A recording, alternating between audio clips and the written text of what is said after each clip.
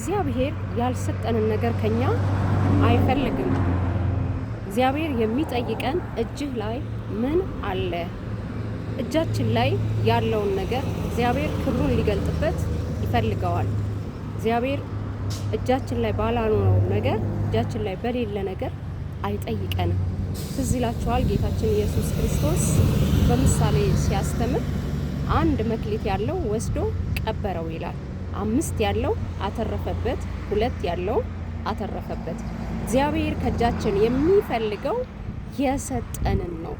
አንድ ከሆነ ያንን እንድናባዛ፣ እንድንሰራበት፣ ትርፋማ እንድንሆንበት፣ እንድንዘራው እንጂ እንድንቀብረው አይደለም። እግዚአብሔር ያልሰጠንን አይፈልግም።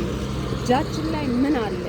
እግዚአብሔር ወደ ሙሴ ሲመጣ እጅህ ላይ ምን አለ ብሎ ነው የጠየቀው። እጅህ ላይ ምን አለ?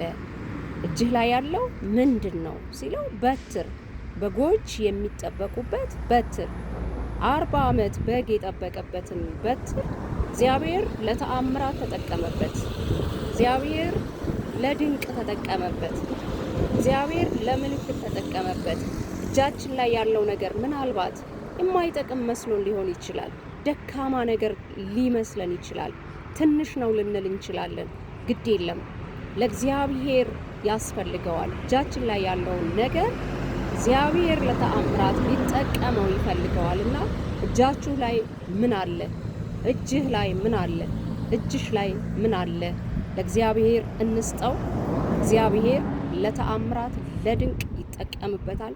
እግዚአብሔር ማስተዋል ይስጠን።